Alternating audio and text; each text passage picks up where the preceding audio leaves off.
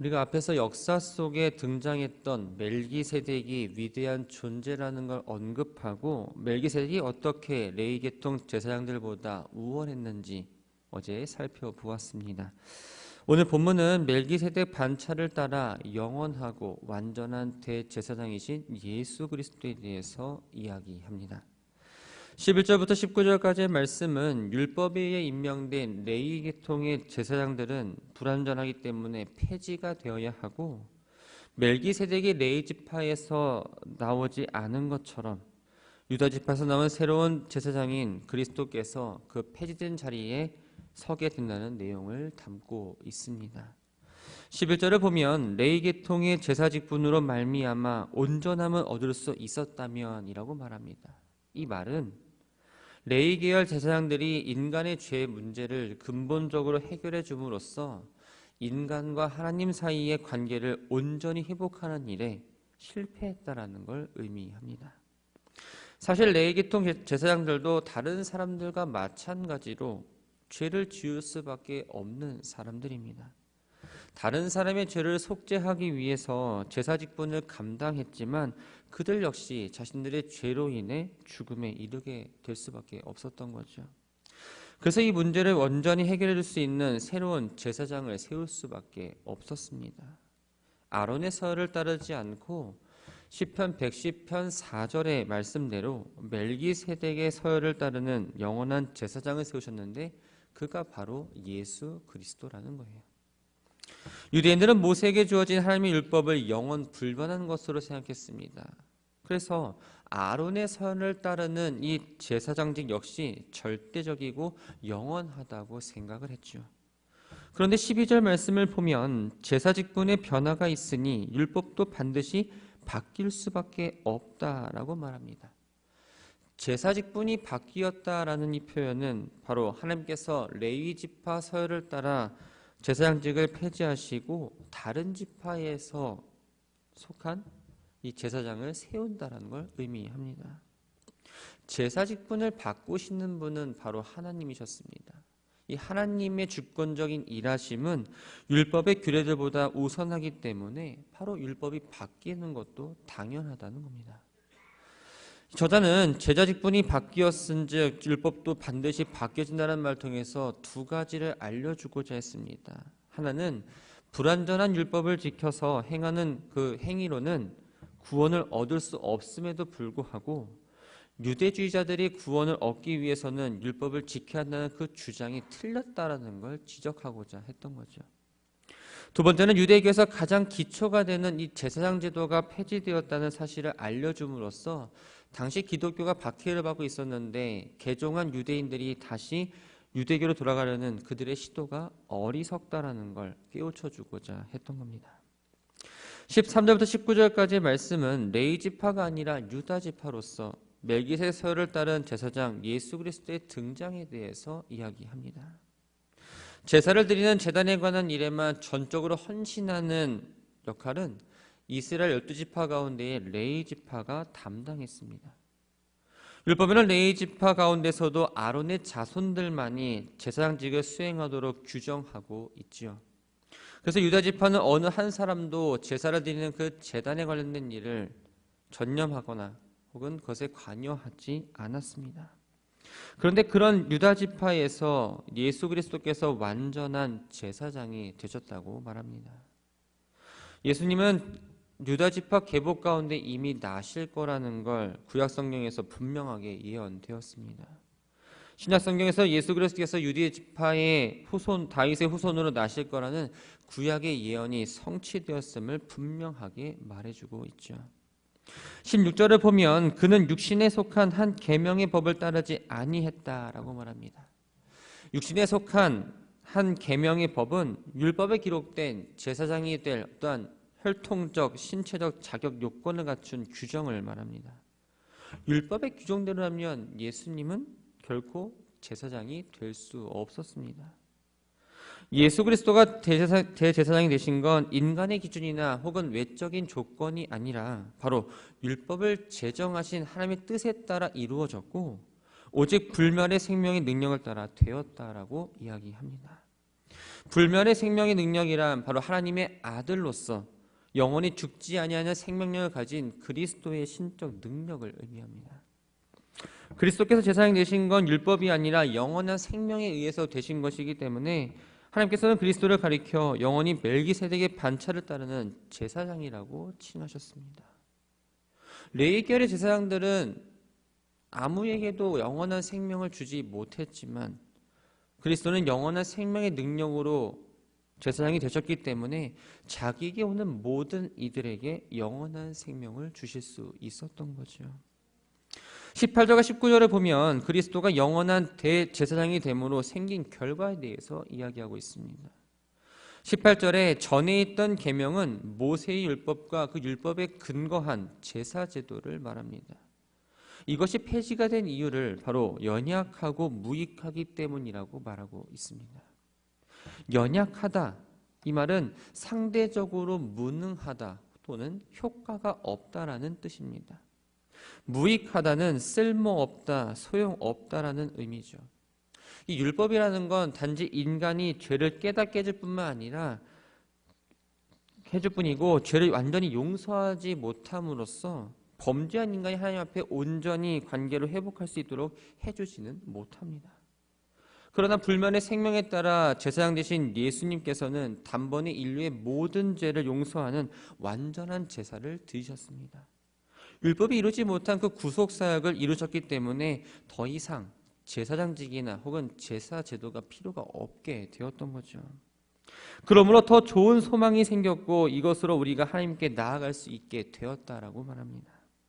더 좋은 소망이란 우리가 하나님께 나아갈 수 있는 길을 말하고 이 소망이 생겼다는 건 바로 우리 앞에 이 길이 열려 있다라는 걸 의미합니다.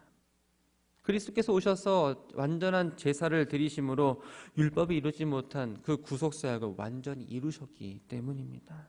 이제 모든 사람들이 양이나 염소나 송아지와 같은 그 불완전한 제물의 짐승의 피가 아니라 완전한 제물이신 예수 그리스도를 통해서 거룩하신 하나님 앞에 온전히 나아갈 수 있게 되었다고 말합니다. 그런데 개종한 유대인들은 유대주의의 미혹을 계속 받아서 다시 유대교로 돌아가려는 그 움직임들이 있었습니다. 예수 그리스도를 버리고 다시 율법으로 돌아가는 건 어리석은 행위였기 때문에 그 선택을 할까봐 독자들에게 계속해서 저자는 진리를 깨우쳐주고 있었던 거죠. 20절부터 28절까지의 말씀은 멜기세덱의 반차를 따른 새로운 대제사장 예수 그리스도의 영원성과 완전성에 대해서 이야기합니다. 20절과 21절을 보면 레위계열의 제사장직과 영원한 대제사장이신 예수 그리스도와의 근본적인 차이점을 이야기해주고 있습니다.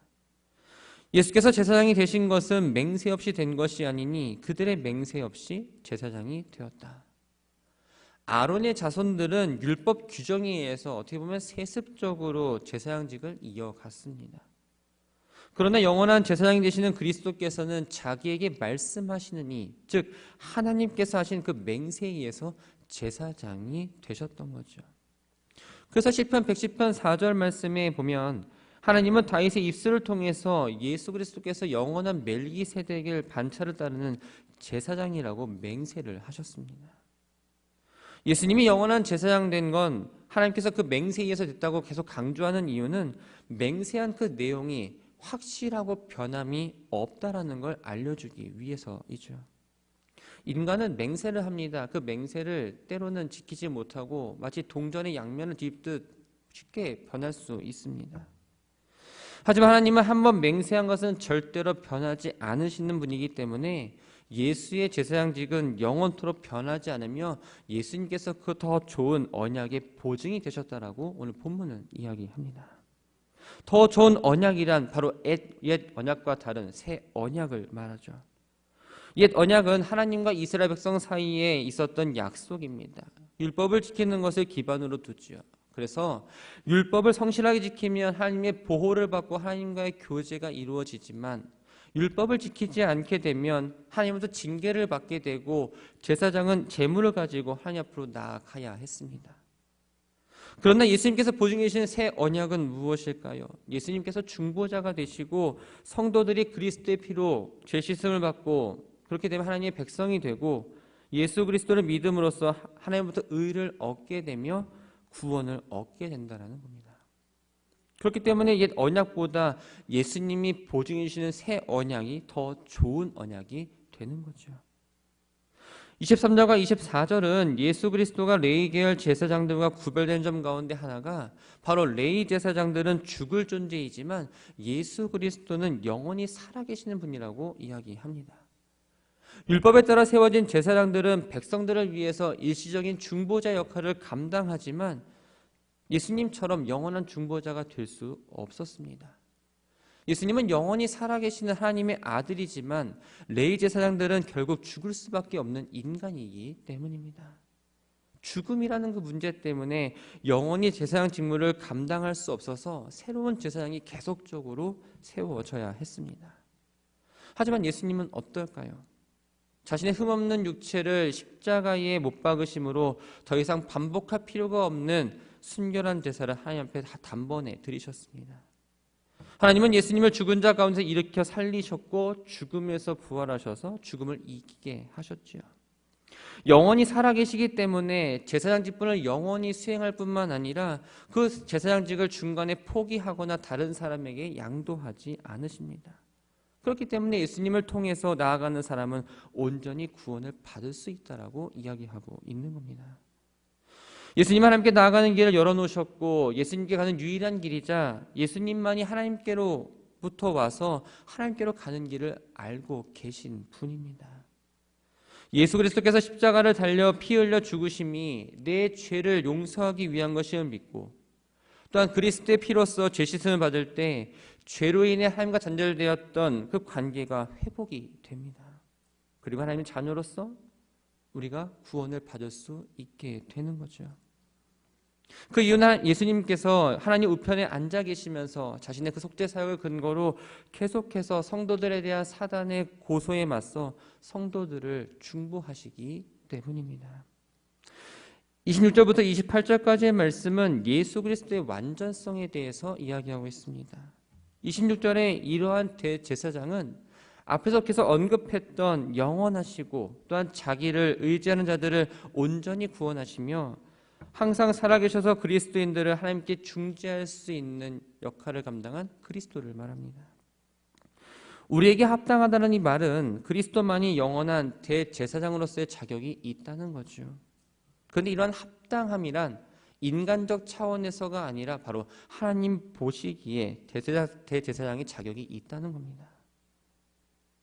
여기서 그리스도를 대제사장이라 부르는 건 구약시대 때 대제사장은 대속죄일의 모든 백성의 죄사함을 위한 하나님께 제사를 드렸습니다. 즉 그리스도께서는 하나님께 온전한 속죄 제사를 드렸기 때문에 대제사장이라고 표현을 한 겁니다. 그렇다면 그리스도께서 우리의 합당한 대제사장이 되시는 근거는 무엇일까요? 5가지를 이야기하고 있습니다. 거룩하고 악이 없고 더러움이 없고 죄인에게서 떠나 계시고 하늘보다 높이 되신이라고 말합니다. 이 5가지의 근거는 레위 제사장에게는 볼 수 없는 특징들입니다. 우리가 아는 것처럼 하나님의 아들이시고 거룩하신 분이시죠. 인간의 몸으로 오셔서 모든 인간과 마찬가지로 시험도 받으시고 고난도 당하셨지만 죄를 범하지 않으시고 악한 일을 행하지 않으셨습니다. 레위계열 제사장들은 자기의 죄를 위해 정결의식을 치르지 않고서는 하나님께 나아가는 게 불가능한 흠이 있는 자들이었죠. 그러나 그리스도는 어떨까요? 흠이 없고 순결했기 때문에 27절의 말씀대로 다른 제사장들이 먼저 자신의 죄를 위해 그 다음에 백성들의 죄를 위해 제사를 드릴 필요가 없으셨습니다. 자신의 온전한 그 몸을 가지고 대속제물로 드릴 수 있었죠. 예수님은 인간의 몸으로 이 땅에 오셨고 죄인들과 함께 하셨지만 본래 죄인인 인간과는 다른 세상에 이시는 속하지 않는 분이셨습니다. 하나님의 아들이신 예수께서 인간의 죄를 사하시기 위해 인간의 몸으로 이 땅에 낮은 자의 모습으로 오셨습니다. 그 하나님께서 예수님을 다시 살리시고 하나님 우편에 일하는 본래의 자리로 돌아오게 해 주셨죠.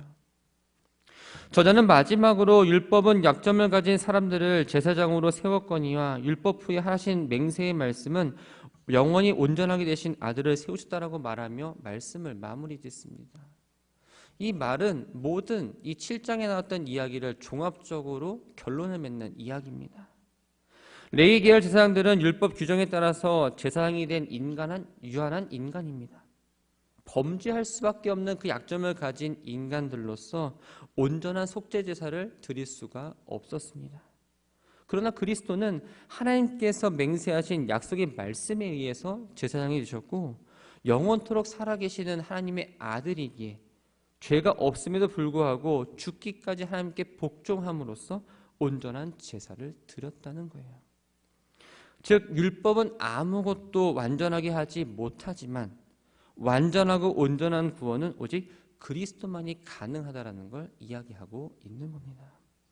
이러한 결론은 당시 율법 행위로 구원을 주장하는 유대교도들의 그 생각이 잘못되었다는 걸 지적했던 것이고, 앞서 말씀드린 대로 그 핍박 가운데에 유대교로 다시 전향하고자 하는 사람들을 향해서 그들에게 진리를 깨우쳐주고자 하는 말로 마무리하며 말씀을 정리합니다.